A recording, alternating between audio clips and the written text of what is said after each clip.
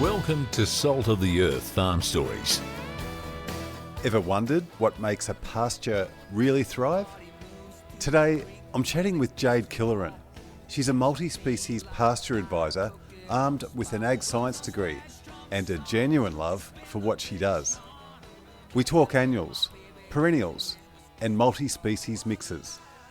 Why diversity matters. There could be a nice hybrid mosaic that best suits the farming system and what that farming system demands. What to sow in spring and in autumn. Why grazing management can make or break a system. How to get the pasture renovation right. And yes, we tackle C3 and C4 plants. Don't panic, Jade makes it make sense. Most of all, Jade is firmly in the farmer's corner. She says she'll back a farmer any day. This episode is proudly brought to you by Kiwa Catchment Landcare Groups. Let's get into it. Good morning, Jade. Good morning, Darren. Jade, it's really good to see you. I know you're a person in high demand, so I appreciate your time today. Can you tell me, first up, Jade, just a little bit about you? Well, I'm very lucky to have my dream job. I work as an independent advisor across Victoria, mostly southern and central Victoria, across beef and dairy farms predominantly. And I put together paddock scale projects for mostly landcare networks, but also some private clients, to really sort of crunch the numbers on multi-species pastures and to see what changes we can make to the farming system. So from an economic perspective, but also from a more environmental and system health perspective as well. Right, so you do a fair bit of travelling. I do, but luckily I like driving and I love getting out on farms. So I'm very, very lucky to be doing what I'm doing. And is agronomy your passion? It is, Yeah. undoubtedly. Yeah, good. Well, today I want to talk about multi-species pasture. But first up, can you spell out the meaning of perennials and annuals? Okay, so annuals are a 12-month plant. They have a very short life cycle. They emerge, establish and set seed all in the 1 year, and they're not a long-lived plant. So they're useful in certain contexts, but we are probably in a farming system most likely aiming to move towards a more perennial base. Perennials are a much longer-lived plant species. They should last at least 3+ years in the system, so they're very distinct from annuals. And although they do set seed, the regeneration is mostly from mother plants, from the original seed that we sow. So would you say that annuals are more for feed, immediate feed? So they do produce very fast feed. So because they're completing that life cycle in 12 months, they are very quick to establish and they're quick to produce leaf matter, which can be grazed. But it depends on the goal of the farming system. So if it is a fodder perspective goal, annuals can be very appropriate in that system, but they can also be, these multi-species mixes particularly, tweaked in terms of the mix ratios and species and the goals of the mix to a soil health perspective as well. So they can definitely be both. All right, so perennials, 3+ years, and what, maybe up to 10 or 20 years? Yeah, so it depends a little bit on the climate and the topography and the species that's picked and the way it's managed in the farming system, but certainly very, very long-lived. There are Valeris and ryegrass pastures that I've seen that are in that plus 10-year life cycle. So as long as they're well suited to their environment and that they're well managed, they can be very long-lived. And that's where the return on investment from those pastures comes from. So they can be quite expensive to get the system to the point where the perennials will thrive, and they are a relatively expensive exercise to sow into a paddock, purchase the seed and do the preparation. But once they are in the system for a long enough time, they do become very cost effective. So Jade, how do the annual species fit alongside the perennials? So what I do like about the annual multi-species is we can use them to get to a perennial pasture system. So the ultimate aim is to have perennial pastures, whether they're traditional perennial pasture species or multi-species pastures, across a reasonable part of the farm.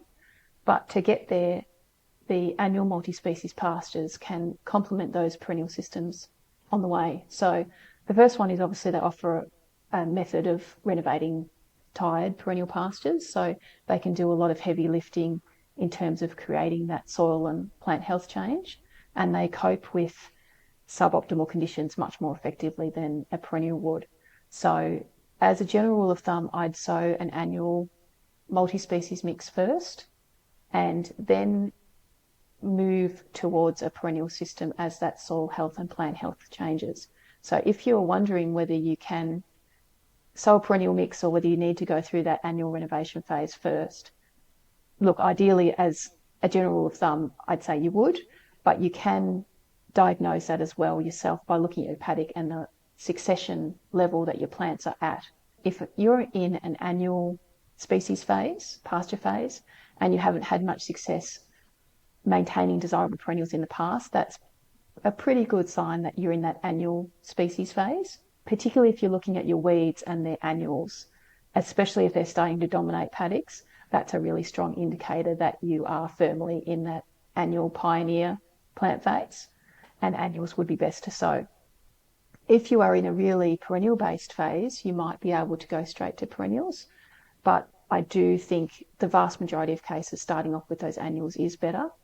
So what I like about them is they're lower risk in that renovation phase because we have a lot of opportunity to outcompete, weeds, grow away from disease, and they do a lot of that heavy lifting of catalysing change. The other is that we've got sort of regular control points where we can go in and change something or control something that needs several goes at it, that needs amelioration over time. So it gives us opportunities, multiple opportunities before we get to that perennial phase to control and change the system.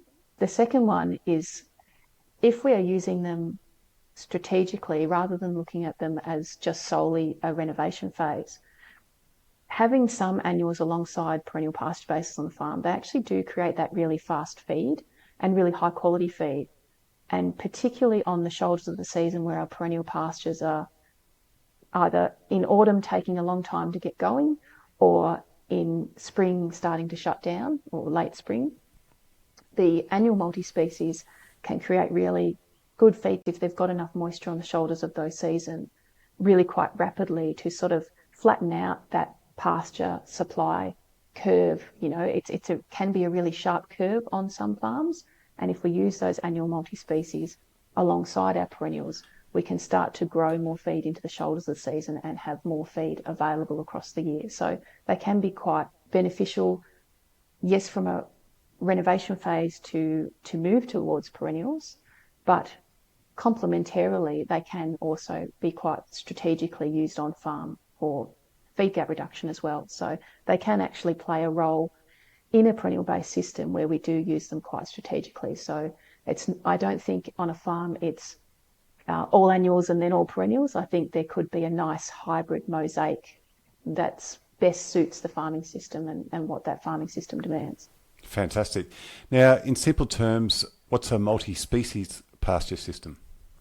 Okay, so a multi-species, well, for one, in a livestock system, we'd like to sow edible plants. So they're definitely edible plants in the system. So there's very much a fodder focus on the multi-species.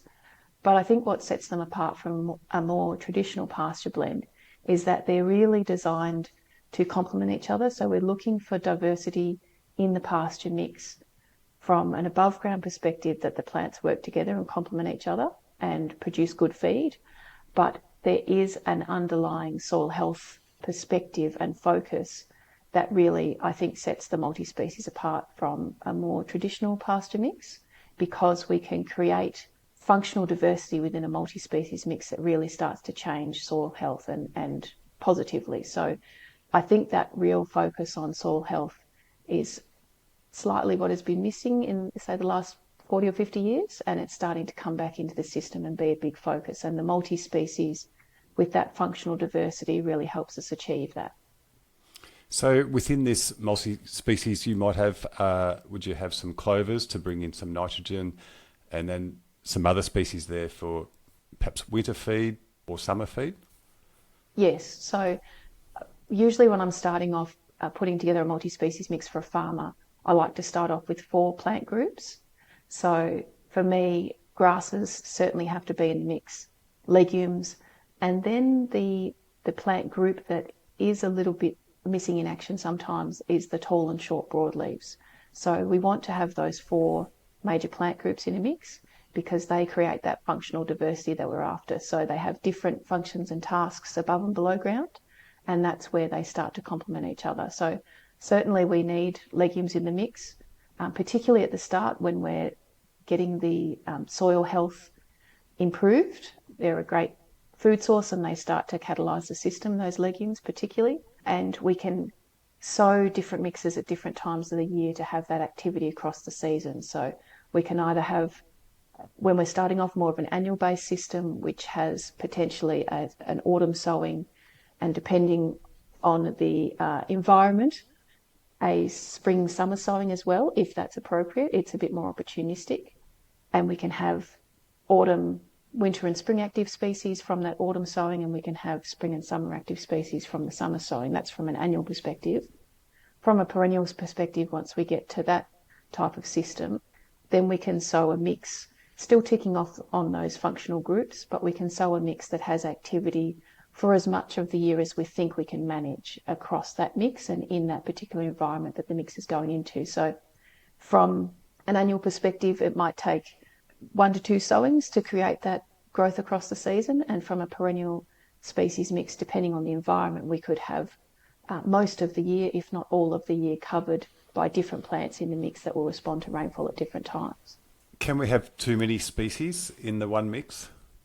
Oh, yes. Yes, definitely. So I think at the start, aiming for about 8 plant species, particularly when a farmer's starting off, the system health, particularly the soil health and the biological activity, might not quite be there, might not be functioning as well as it could be. And that's where with those really broad mixes, 20, 30, 40 species, sometimes people get a bit excited. And some of those species, if they're sown into an environment that's not quite functioning at its peak, some of those species by default are going to be a little bit less able to tolerate those conditions than other species in the mix, and they may not even germinate or express themselves. So certainly when you're starting off, aiming for a relatively simple mix, as long as you're ticking off those major plant groups, will give you enough functional diversity without becoming too complex or too expensive. And bearing in mind that you can always add diversity over time. So it's not essential to do it all at once at the start. It's probably more appropriate to pick some really tried and tested species that work well in your local area, combine them into a mix that's cost effective, and then as your system starts to respond and improve to that functional diversity and that creation of soil change, then you can add diversity once you become a bit more confident and the system is moving along over time. Yeah, interesting. Do you have a favourite legume? I think it depends where I am in the environment. I mean, for southern Victoria, clover is the general legume of choice. But I do, from trying to add a little bit more diversity into that legume space, I do like to see some field peas and some vetch.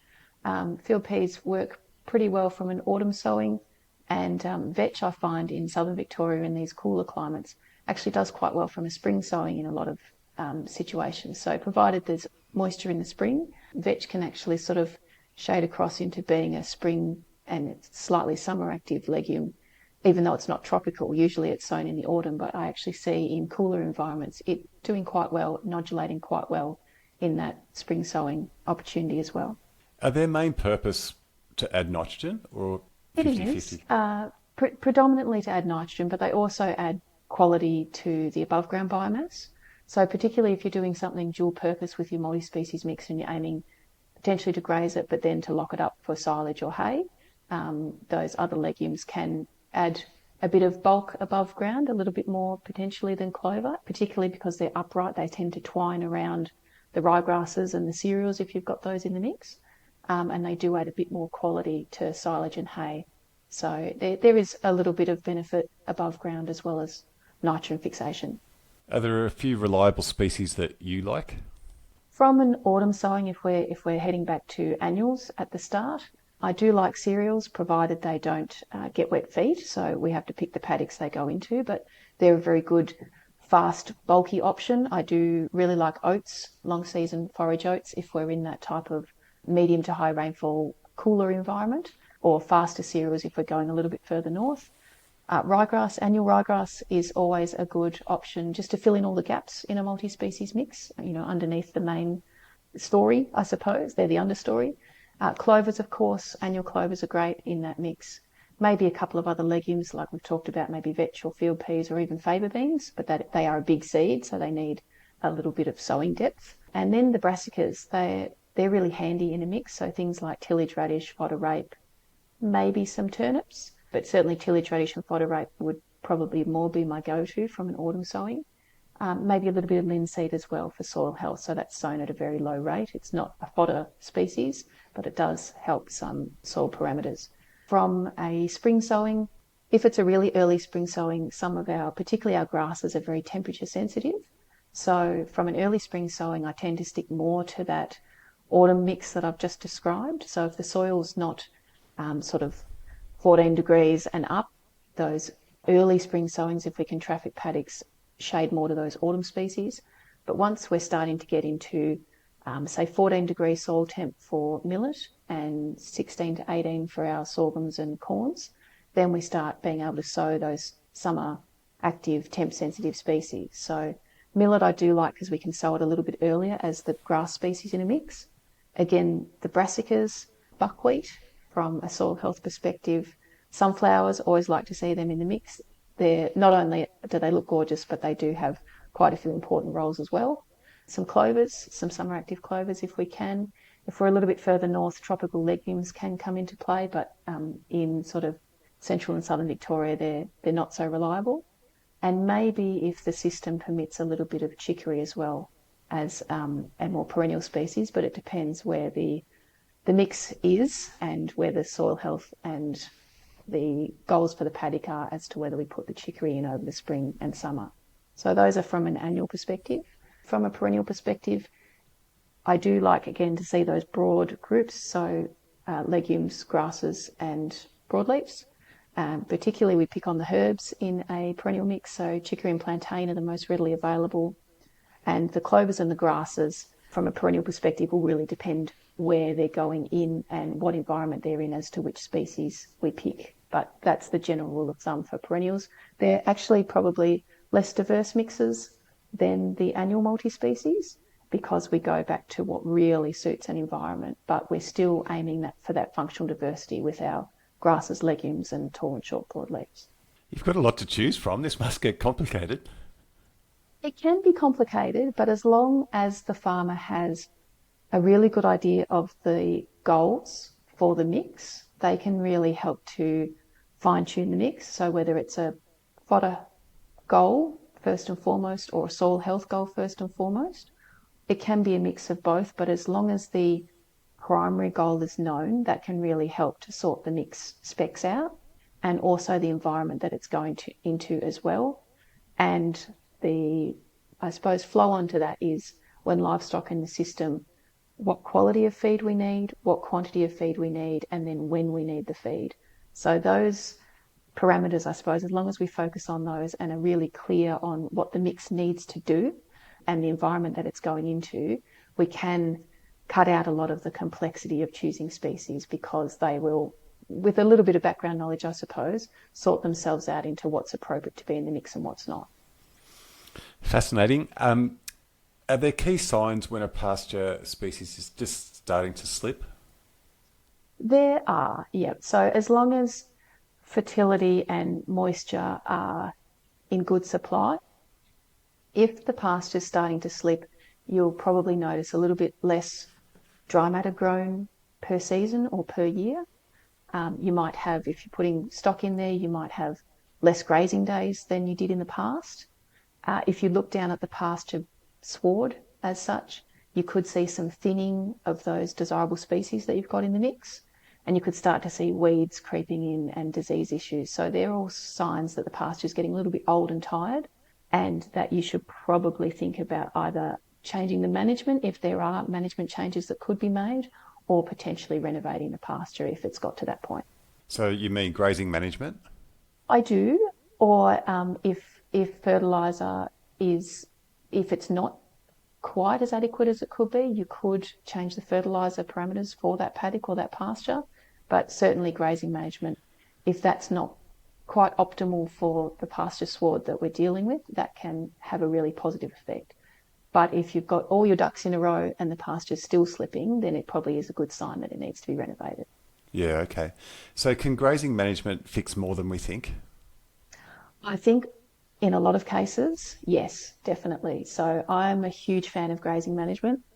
For livestock producers, that's the first thing that I focus on a farm, and it's the biggest bang for buck in terms of what a livestock farmer can do to grow dry matter across the year, which of course is what farming livestock is all about.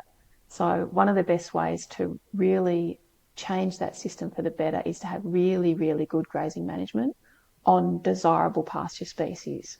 So it's a little bit of chicken and egg, but I think the grazing management, optimising that first, creates a lot of positive change in the system, potentially before we need to sow anything at all, particularly if we're coming from a farm that is, say, set stocked or overstocked or has a very low level of rotational grazing management.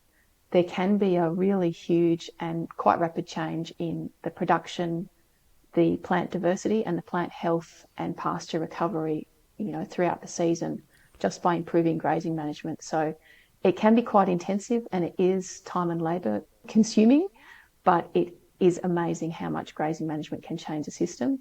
That's the sort of above ground stuff that we can see, but what's less noticeable and a little bit slower to change would be the change in soil health as those plants start to interact more with the soil and the soil biology and start to influence that health, with their root systems and their exudates and that liquid carbon pathway that they create with the soil biology. So I think if you've got really, really good grazing management already in the system, you might, and you've reached a plateau, you might try to change other management practices. So for example, sowing a multi-species or maybe going down a biological fertiliser pathway or something like that.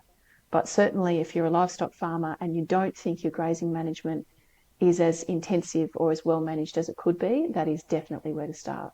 I love seeing a good rotational grazing system. Do you think we've got, you didn't know this question was coming either, by the way, but do you think we've got in general like too big a paddocks? Could we make them For smaller? sure. Yeah. Yeah, I think the general rule of, to boil it down to one sentence, making paddocks smaller and mobs larger, that's really the aim of the game. And Australia is such a big place and we do have huge paddocks in comparison to what we could have.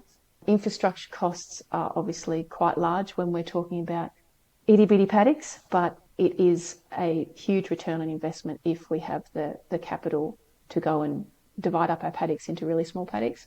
Either permanently, obviously, is more cost, more outlay at the outset. Temporary fencing, if you're wanting to see how it could change your system, doing some temporary fencing and reducing the startup cost to see how it changes your system, that could be a good place to start too. And maybe the virtual fencing might come into play a bit more soon too, and a bit more affordable. Oh, for sure. That's such an exciting space. It is quite costly at the minute to implement. It probably, the return on investment is in more intensive systems like dairy at the minute from a livestock perspective, or really, really big beef and sheep concerns. But I think as the technology becomes more available and more cost effective, it's just going to be wonderful for grazing systems. I was on a property a few years ago and they were full on into the holistic farming practices, and they had 90 paddocks and they were moving their stock every afternoon at just after lunch, I think with about 600 head in that mob.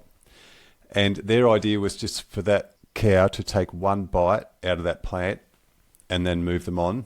The pasture recovered immediately and it was ready to come back on in 90 days, but that was pretty intense, but I loved it. Yes.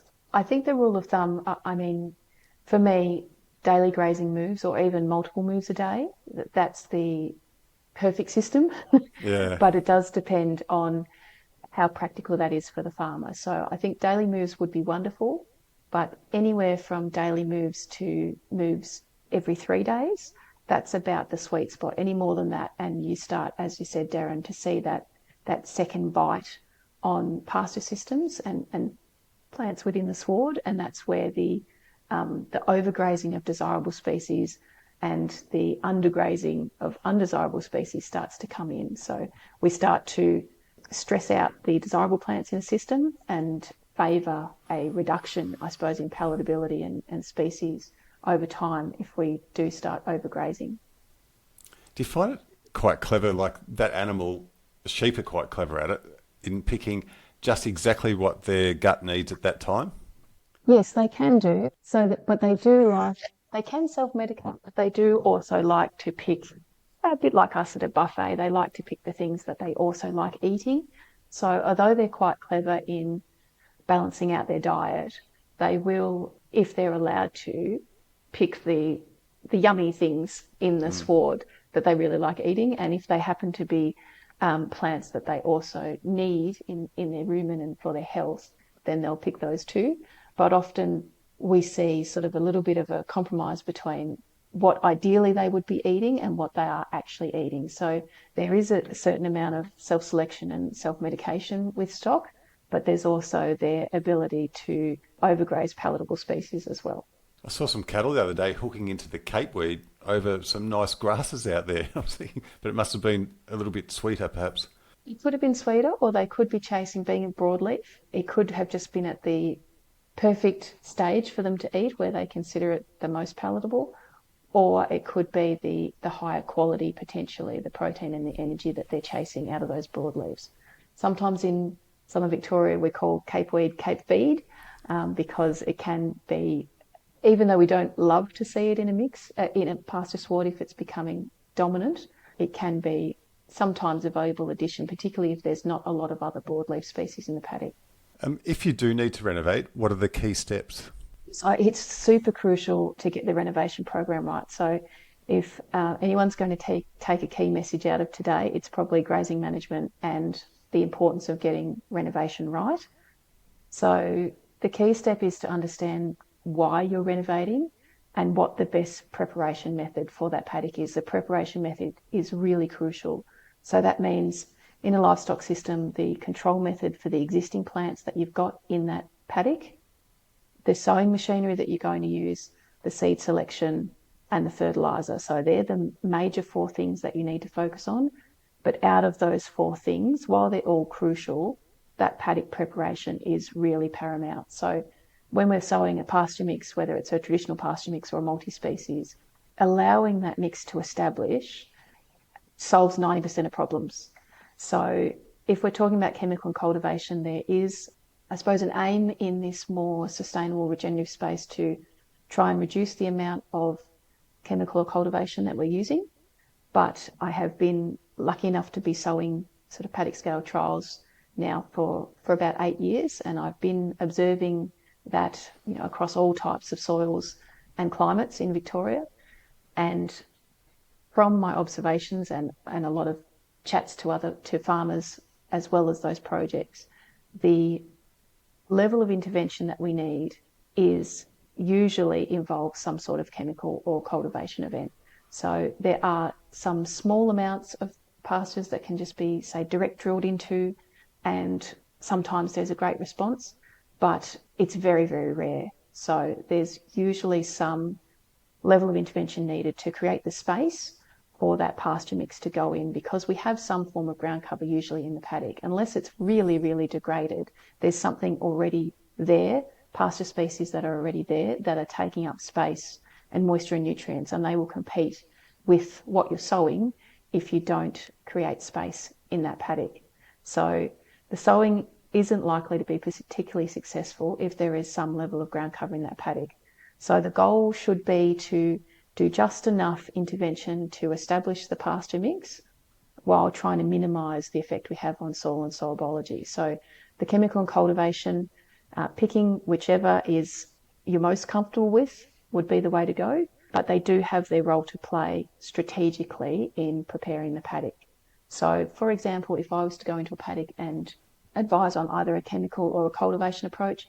Chemicals are for those fragile soils where the soil, retaining the soil structure is paramount. So we don't want to disturb that structure in any way because it's a sandy soil or it's on a slope or there's some other reason why we really need that soil structure to be retained. Particularly if the paddock's quite smooth and we don't need to create a seed bed, chemical can be quite a good option there.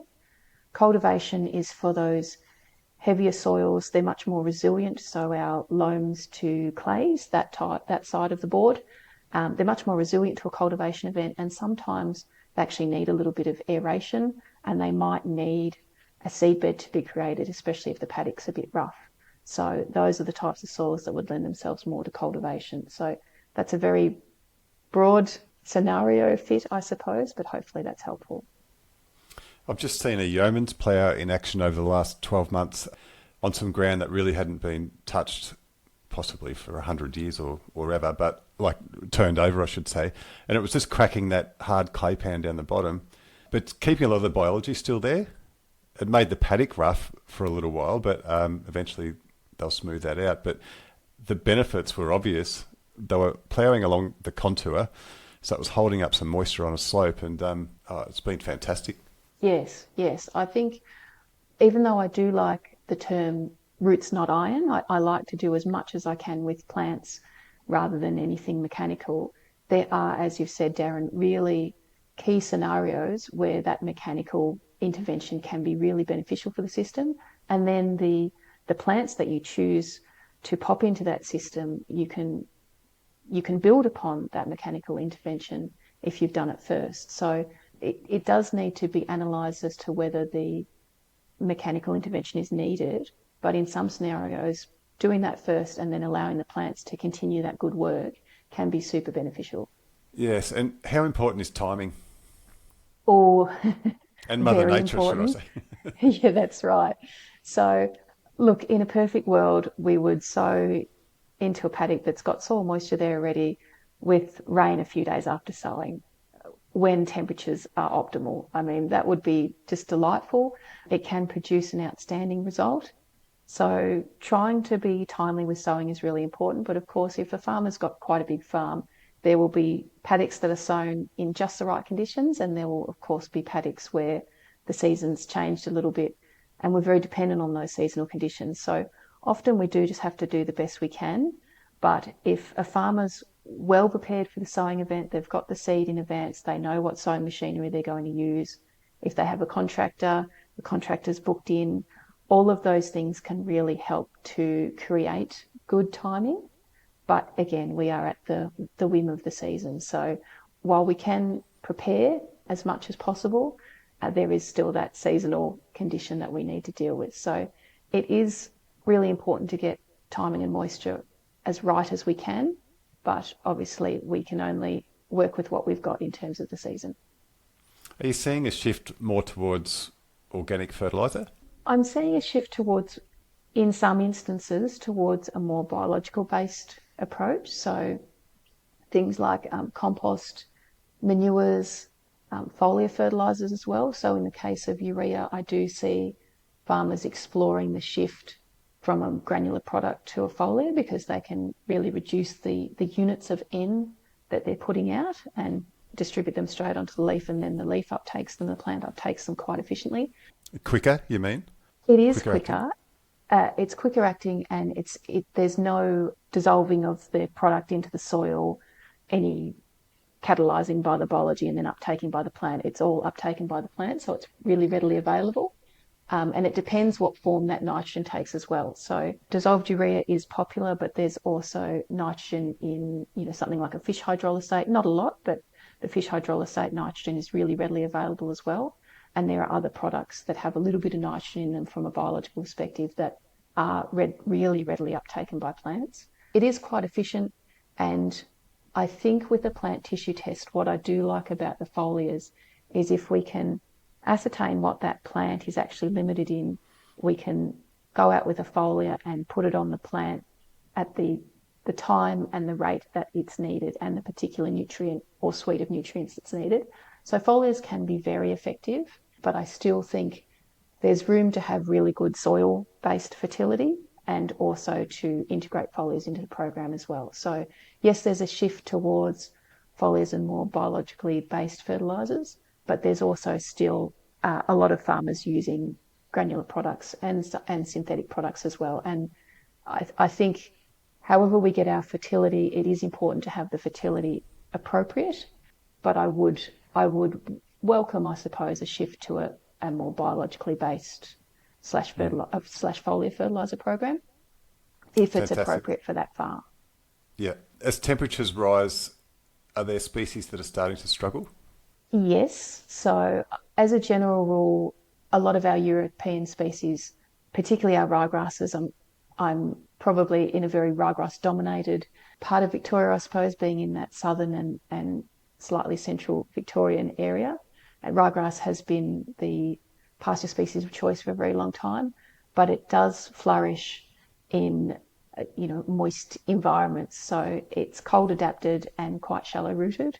And as we start to see the temperatures rise, particularly if we're starting to have harsh summers, that particularly late maturity ryegrass, the ryegrass varieties that need a long season to really express themselves, they're probably the shrinking violet or the canary in the coal mine that I'm seeing in my area. But in other areas, that might be different pasture species. But certainly, as a general rule of thumb, anything that's shallower rooted, as our temperatures rise and we start to see more periods of dry conditions, those shallow rooted species will start to be the ones that struggle. The deeper rooted species will be, as a default, more drought tolerant. Jade, can you explain C3 and C4 in simple terms? Yes. Okay. So there's quite a lot of scientific guff behind that, but in really simple terms, C3 plants form the majority of plant species, so they're about 95% of plant species. And the way they photosynthesize is different from a C4 species. So C3 plants have a different leaf structure and they photosynthesize most effectively when it's cool and temperate, I suppose. So most autumn to spring active species that we will sow are C3 species. C4 plants have evolved in different environments, so they photosynthesize very effectively in hot and dry environments. So their ability to fix CO2 in hot and dry conditions is much more efficient, and they minimize photorespiration. So I won't get too deep into that because I think I'm edging into a bit of science there. But if we're thinking C4 species, that's usually stuff that's summer active, particularly the grass family. So things like corn, millet, sorghum. If we're talking about native species, maybe kangaroo grass, windmill grass. Those are the types of species that are C4 plants. Uh-huh. And so you said native species, we can put them into the mix too? Well, we should probably not get too excited about that, Darren. I really like native species, but they're not overly competitive and they are quite expensive to sow, and they can be difficult to sow through a conventional seeder.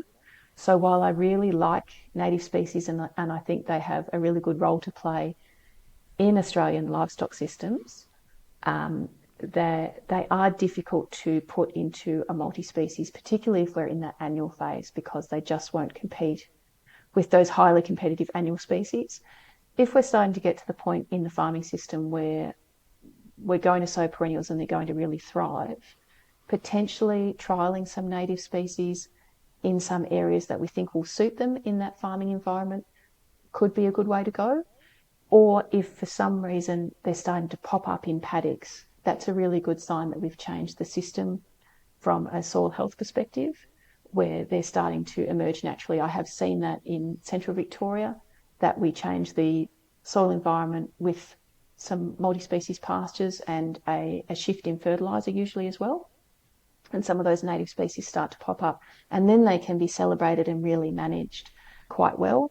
So it could be a case that they start to appear in the farming system, or you might have a farm where there are patches of native species that are already on the farm. They should be preserved and celebrated, but I perhaps wouldn't sow them into a multi-species mix because they're not super competitive, unfortunately. Right. The other thing that I have picked up on in the last few years, talking to some native seed suppliers and some people that are very knowledgeable in that space, is that we have unfortunately less functional diversity in the native species market, I suppose, particularly in the commercial availability of some of those seeds. So the grass family's fantastically well represented from a native species point of view, but the broadleaves and the legumes, we have a lot less diversity and a lot less species available to us from a commercial perspective in those groups. So I did say to someone, well, if you had a native grass sward and you didn't have a lot of legume and broadleaf diversity, could you potentially trickle in a low rate of some of our European species that take care of those other functional groups? And they thought that might be potentially a good way to go about it while I suppose the native species commercial supply of those other functional groups ramps up. So grasses, yes, fantastic. We've got a lot of opportunity there to celebrate and manage native grasses in the system. But unfortunately, from a functional diversity point of view, we don't yet have the availability of those other groups as much. Jade, is there one thing when you're driving around that you could see a lot of farmers could do tomorrow to improve their pasture system? I think it is from a pasture system perspective that grazing management. The multi-species can be a good flow-on from good grazing management, but there's a lot of really positive change that could be affected by better grazing management and better integration of supply and demand to farming systems. So I think we can create a lot of diversity naturally within pastures if our grazing management is really optimised, because as we alluded to before, if we have desirable species in the pasture and we're managing for those, they will stick around in the system and they will create positive change, and they might improve plant diversity over time just naturally to a certain level if the seed is in the seed bank, because we've changed those soil conditions by treating our plants better, I suppose. So I think grazing management for me is just absolutely key. I'm loving this chat, Jade. You're very clever. Oh, thank you, Darren. We're up to the off-the-wall questions, Jade. Okay. These are a little bit quirky, all right, a little bit fun. If your pasture could talk, what would it complain about most? Probably constant monitoring. I'm always out looking, and it's probably saying, "God, give me a rest." I could see that with you, actually. Looking at it all the time. They want some privacy. That's right. What's tougher, a dry season or a stubborn farmer? It's a good one. Look, dry seasons can be really tough, but I think our Aussie farmers are just inspirational. So, I just think farmers are wonderful. They're very optimistic. They're used to the variability of an Australian climate as well. And I just think they're wonderful. So I'd back an intelligent, determined farmer any day over a dry season. They're very clever, aren't they? And they've got a lot to contend with. Yes, absolutely. I have so much admiration for our farmers. What would you rather give up first, fertiliser or rain? Oh, that's a good one. For me, definitely fertiliser. I think we all need rain. That's one of our non-negotiables. I think fertiliser, it does need a little bit of nuance in how we change that. But if I was to have to give up one or the other, it would definitely be fertiliser. Now, talking pastures, who's the quiet achiever that no one gives enough credit to? I've probably alluded to that earlier, but the herb family, I think that's one that has been given a slightly less important role in pasture swards or modern pasture swards sometimes, depending on the agronomist or the seed company. But I think the herb family is just ticks along in the background and does a lot of key functional tasks that sometimes we're not fully aware of, and adds a lot of value to a pasture mix. And one last question. Well, there's actually two last questions. If you could live anywhere in the world, where would it be? I'd have to say Australia. I just love it. I think we've got such a wonderful country, and from my perspective, I don't think I'd live anywhere else. You love your job, don't you? Oh, yes. I could see that. It's not really a job for me, Darren. It is. I wouldn't do anything else. So I'm in my peak life right now. Oh, nice. Well, Jade, you're very clever, you're very passionate, and you're very generous with sharing your knowledge, like right around the country, really, and your time today. So I really appreciate it, Jade. Your time I've today. had a wonderful time, Darren. Thank you, and thank you very much. That's very kind of you to say. Fantastic. Thanks, Jade. Thank you, Darren. A big thank you to Jade Killoran for sharing her knowledge and enthusiasm with us today. If you found this episode helpful, please share it with someone who loves talking pastures almost as much as Jade does. This episode is proudly brought to you by Kiwa Catchment Landcare Groups. Thanks for listening, and remember, keep your hands dirty and your spirits high.